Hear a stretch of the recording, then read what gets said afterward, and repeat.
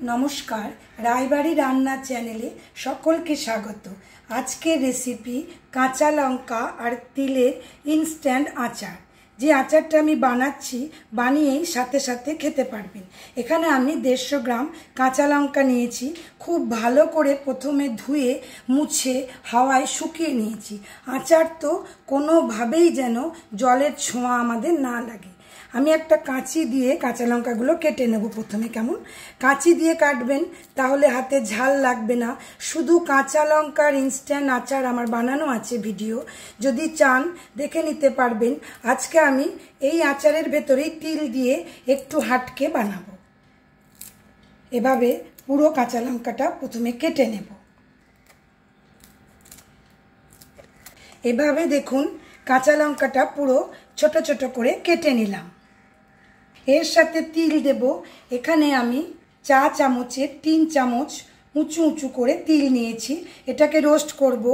আর 100 ml সর্ষের তেল নিয়েছি। চলুন তাহলে আমরা গ্যাসে প্রথমেই তিলটা রোস্ট করে নিই, তেলটা গরম করে নিই, আর আচারের মশলাটা বানিয়ে নিই। একের পর এক করতে থাকি। প্রথমে তিলটা রোস্ট করছি। ফ্রাই প্যানটা ভালো করে গরম করে নিয়েছি। বেশি কালার ধরাবো না, একটু হালকা ফ্রাই করব। ছেড়ে দিয়ে 1 মিনিটের মতো আমি, তাহলেই এটা ভাজা হয়ে গেল। দেখুন 1 মিনিট হয়ে গেল আমার। গ্যাসটা বন্ধ করে দিই। আমরা এটুকুই রোস্ট করছি, খুব হালকা কালার ধরেছে। এবারে আমরা তেলটাকে গরম করব খুব ভালো করে। এটা আমার লোহার ফ্রাই প্যান, গরম করে নিয়েছি। এবার তেলটা দিয়ে দিই। একদম ধোঁয়া ওঠা গরম করতে হবে, তারপর আমাদের ঠান্ডা করতে হবে। কেমন তেলটা দেখুন আমাদের ধোঁয়া ওঠা গরম হয়ে গেল। তেলটাও ঠান্ডা হোক, তিলটাও ঠান্ডা হোক, ততক্ষণ আমরা আচারের মশলাটা চলুন বানিয়ে ফেলি। গ্যাসটা বন্ধ করে দিলাম। এবারে চলুন আমরা আচারের মশলাটা বানিয়ে নিই। ফ্রাই প্যানটা ভালো করে গরম করে নিয়েছি। 4টে শুকনো লঙ্কা দিয়ে দিলাম। মশলাগুলো কিন্তু খুব ভাজা হবে না, শুধু একটু গরম হবে। কেমন ধনে দিচ্ছি, গোটা ধনে। টেবিল চামচের 1.5 চামচ জিরে দিচ্ছি। টেবিল চামচের 1 চামচ মৌরিও 1.5 চামচ নিয়েছি টেবিল চামচ দিয়ে। গোটা সর্ষে, এটাও আমার 2 চামচ আছে টেবিল চামচ দিয়ে। কালো জিরে 1 চামচ। এবার আমি ভালো করে নেড়ে দিই, মিলিয়ে দিই মশলাটাকে। কয়েকটা দানা মেথি দিচ্ছি। এটা কিন্তু খুব অল্প দিতে হবে, না হলে তিতো হয়ে যাবে আচারের মশলাটা। ফ্লেম আমাদের হাই আছে, ভালো গরম হয়ে গেছে। এবারে গ্যাসটা বন্ধ করে দিই। একদম ঠান্ডা করে নিয়ে পাউডার করে ফিরছি। আচারের মশলাটা দেখুন আমাদের এরকম দেখতে হলো। একটু মোটা করে পিষে নেবেন। এবারে চলুন আমরা আচারটা বানাতে শুরু করি। প্রথমেই আমি দেখিয়ে দিই যে বোতলটায় আমি আচারটা রাখবো। এরকম কাঁচের একটা বোতলে রাখবো। খুব ভালো করে গরম জলে ধুয়ে ঠান্ডা করে ঢাকনা আর বোতল দুটোকেই রেডি করতে হবে আচার বানানোর আগে। একটা কাঁচের বাটি নিয়েছি, লঙ্কাটা ঢেলে দিলাম। নুন দিয়ে দিচ্ছি, বড় টেবিল চামচ দিয়ে ধরুন 2 চামচ। নুনের মাপটা আমাদের বেশি দিতে হবে, সাদা নুন, তাহলে আচারটা ভালো থাকবে। ভালো করে মিলিয়ে দিই।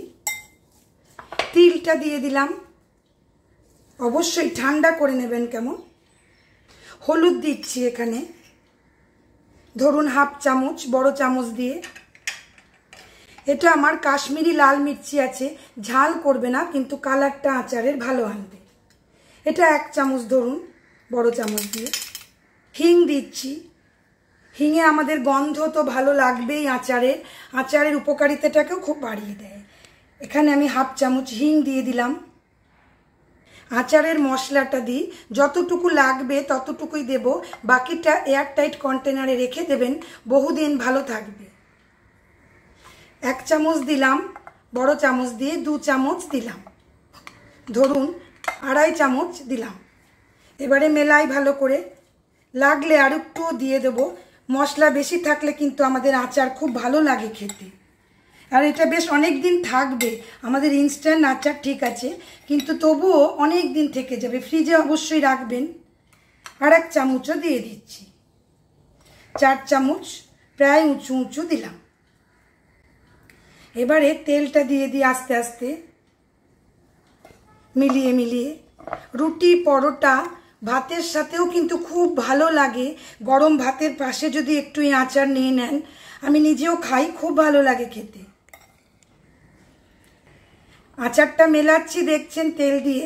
তেল যেন অবশ্যই ঠান্ডা হয়।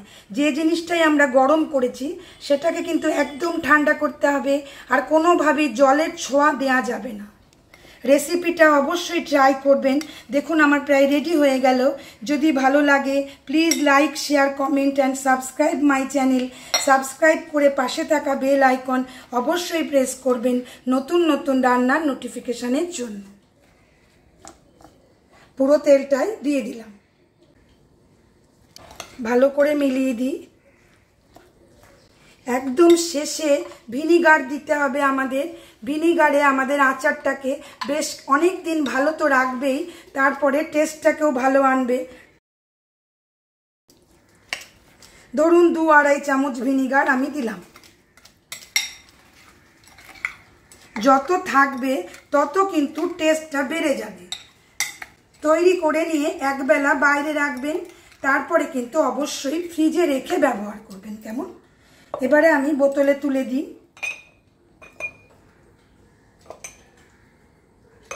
আমাদের হাতে সময় কম থাকে, আচার বানাবো বললে কিন্তু অনেক ঝামেলা।